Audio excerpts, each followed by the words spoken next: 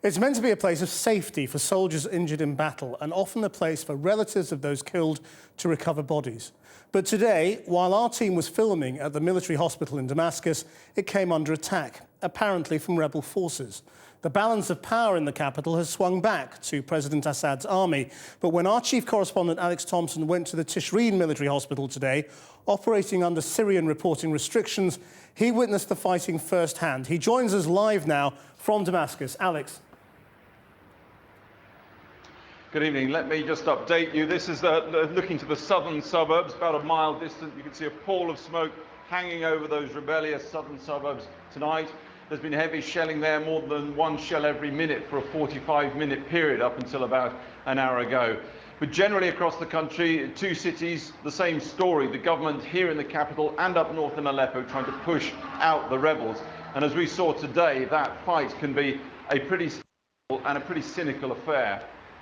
Syria won't let you film her soldiers when they're alive, so the tanks and checkpoints, which are the story of the capital today, must be filmed in secret here and there.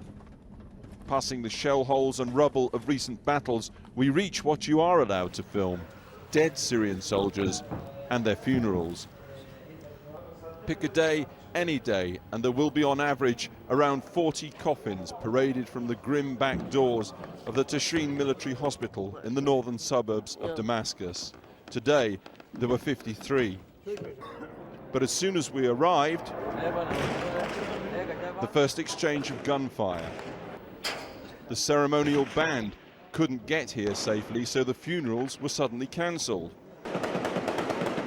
And the gunfire intensified. The hospital now under attack, they said, from rebel fighters, and incoming rounds were clearly audible. It has come to something when they have to leave around 50 coffins in the back entrance of the military hospital here in Damascus. Why?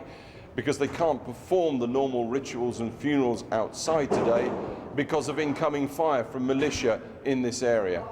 Or that's what the soldiers said, and we certainly heard and identified clearly incoming rounds. Far from any funerals happening, the coffins simply loaded onto a flatbed truck to be taken away, the flag of the Assad regime carefully covered over.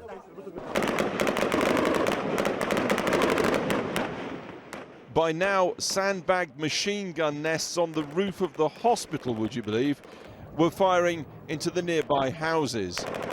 As staff and civilians took shelter, we wondered whether the regime's actually using this hospital as a vantage point and firing post. What began as occasional small arms fire has now developed into a full-scale attack. The people in the hospital say that militia in positions just to this side of the hospital are now attacking it. It seems in a time of civil war, even a hospital is considered a legitimate target.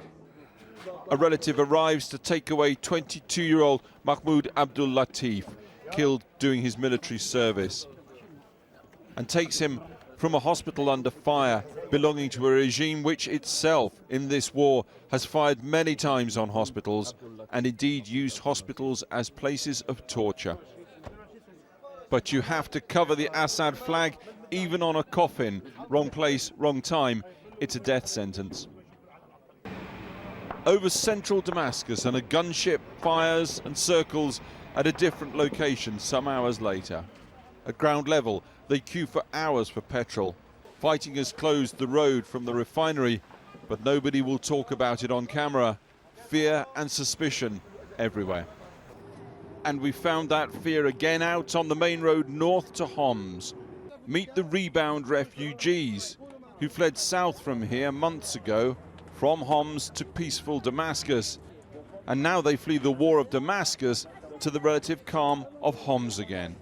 Once more, that fear and suspicion. Nobody speaks on camera, for in Syria, especially in a time of civil war, you never know who's listening and watching. Well, it's the old adage, perhaps, civil war is the most vicious and cynical form of war, and the use of hospitals by both sides, in fact, in this conflict, seems to bear that out. I think from what we saw today, both sides will take something from that. I think the government will say that the hospital was attacked and they will claim that is a breach of the Geneva Conventions. I think the rebels will say that hospital clearly had machine gun emplacements on top of it and was clearly being used as a military position. So the trading of propaganda goes on in this war. Krishnan. Alex, what more can you tell us about the fighting in Aleppo?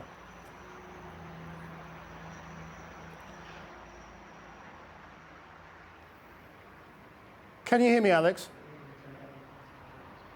I'm sorry, Krishnan, I didn't hear you, but let me tell you that some video that we have got in, which is from the far north of Syria.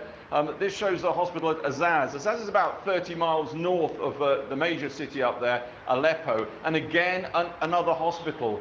These images clearly show a place which has been trashed, not overtly by heavy weapons. There are certainly some damage to the masonry and so forth, but destroyed inside. Now, in this case, the rebels are claiming that the damage was done by government forces and that they attacked a hospital. We can't verify that, but it just goes to show yet again that hospitals of all things have become central in some senses to the way this war is conducted.